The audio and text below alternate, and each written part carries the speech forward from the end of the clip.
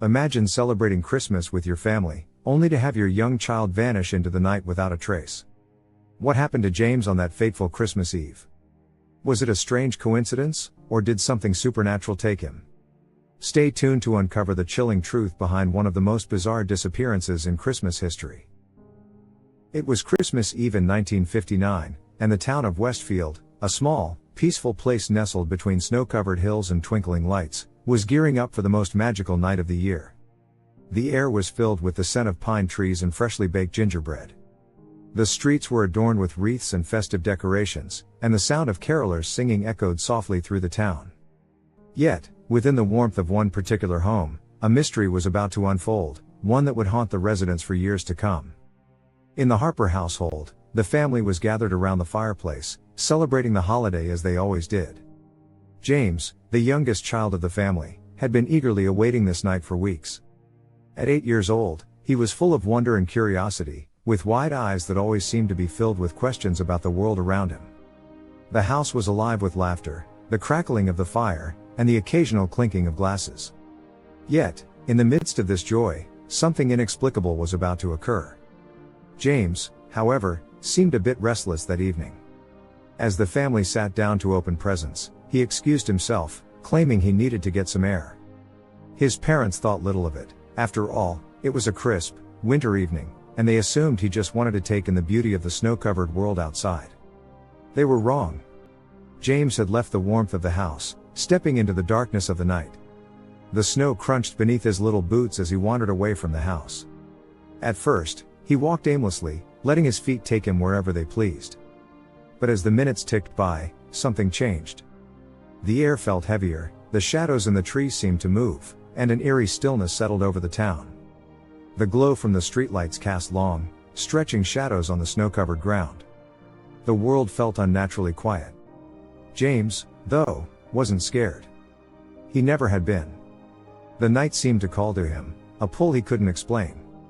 He wandered farther into the woods that bordered the family's home, the world growing darker with every step. And then, just as quickly as he had ventured out, he vanished. No one saw him go, and no one heard a thing. Back inside the Harper house, the celebration continued, unaware of the boy's disappearance. But as the night wore on and James failed to return, panic began to set in. His parents, Mr. and Mrs. Harper, initially assumed he had simply wandered off for a moment and would return shortly. But when an hour passed with no sign of him, the worry began to grow. His older sister, Anne, went searching through the house and the yard, calling out his name into the night, but there was no response. Desperate, the family alerted the authorities. Soon, a search party was formed.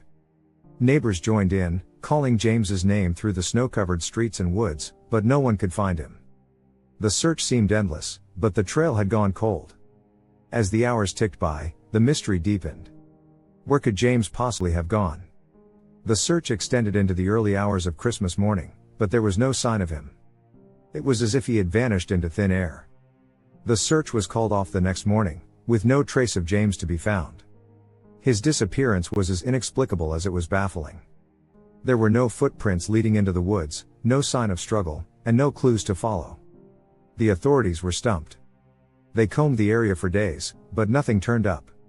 As the days went by, the town of Westfield became filled with whispers. Was it a prank? Had James run away? Or was there something more to his disappearance, something far more unsettling? Then, on the third day after James's disappearance, something strange happened. It was late in the afternoon when a figure appeared on the doorstep of the Harper home.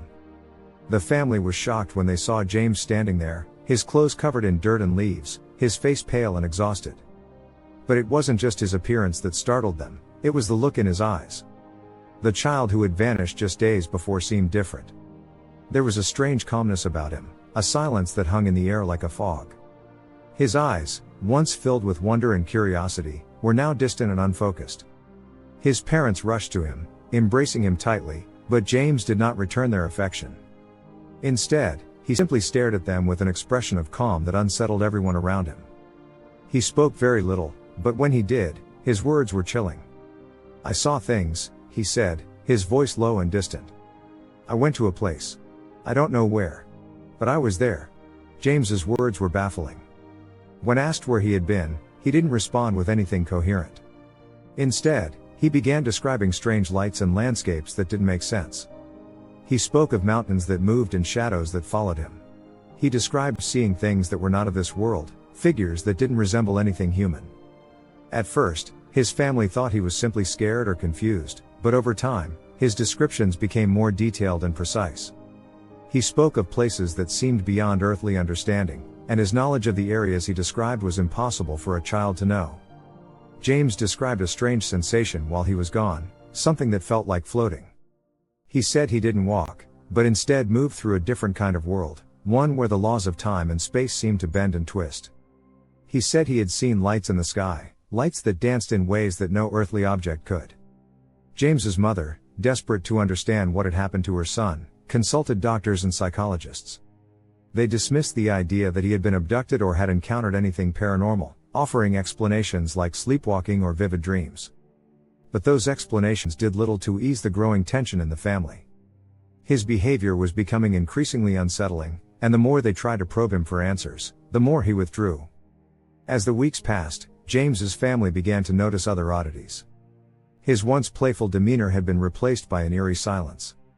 He spent long hours staring at the sky, his gaze fixed on something invisible to everyone else. He would often wander into the woods near their home, staring off into the distance as if waiting for something, or someone, to appear. His family became concerned, but nothing seemed to explain what had happened to him during those lost hours. The mystery of James's disappearance remained unsolved, and the town of Westfield was left with more questions than answers. What had happened to him in those hours when no one could find him? Had he truly been to another world? Or had he experienced something that was beyond human understanding? To this day, no one knows for sure. Some in the town of Westfield still whisper about the strange child who disappeared on Christmas Eve and returned with stories that seemed to defy reason.